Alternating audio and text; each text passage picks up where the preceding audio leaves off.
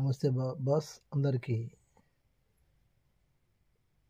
సర్పంచి ఎన్నికలు ముగిసినాయి. అందరికీ గెలిచినటువంటి వ్యక్తులందరికీ కూడా శుభాకాంక్షలు. కష్టపడ్డరు, సరే ఓకే, గెలిచిరు. ప్రజాసేవలో చేయాలనుకునేవారు అందరికీ కూడా శుభాకాంక్షలు. కానీ గెలిచిన వారు అన్ని పార్టీల వారికి ఒకరిని కాదు, అన్ని పార్టీల వారు కూడా గుర్తుంచుకోవాల్సిన విషయం మాత్రం ఒకటి ఉన్నది.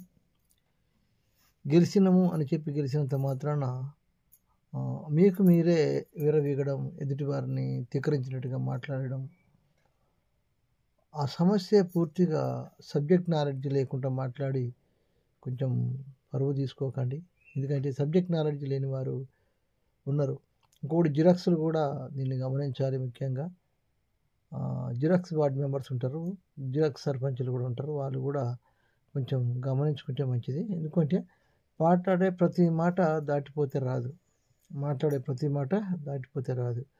ప్రజల మధ్యలో ఉన్నాం, జన సముద్రంలో ఉన్నాం. ప్రతి ఒక్క పౌరుడు సమస్యను పరిష్కారం కావాలని అడుగుతూ ఉంటారు. ప్రతి పౌరుడు వారికి సమస్య వచ్చినప్పుడు అడుగుతారు, సమాధానం చెప్పవలసిన బాధ్యత ఉంటుంది, పనులు సాల్వ్ చేయవలసిన సమస్య కూడా ఉంటుంది.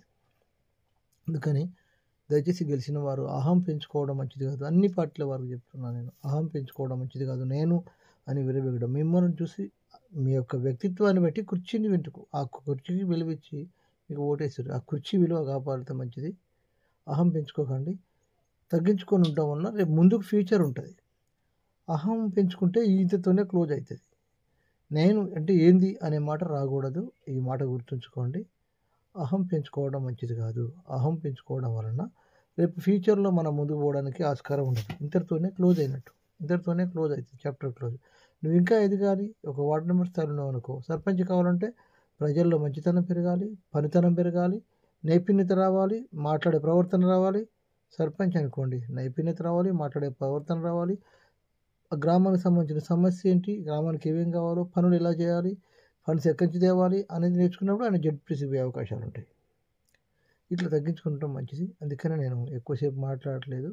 దీన్ని అహం అనేది మానుకుంటే మంచిది గెలిచినటువంటి నాయకులు. లేకపోతే అహం కనుక పెంచుకుంటే మీ పతనానికే కారణం, మీ పతనానికి మీరే కారణమైనట్టుగా నేను నాకు తెలిసిన విషయం చెప్తున్నాను. రైట్ సోదరులారా.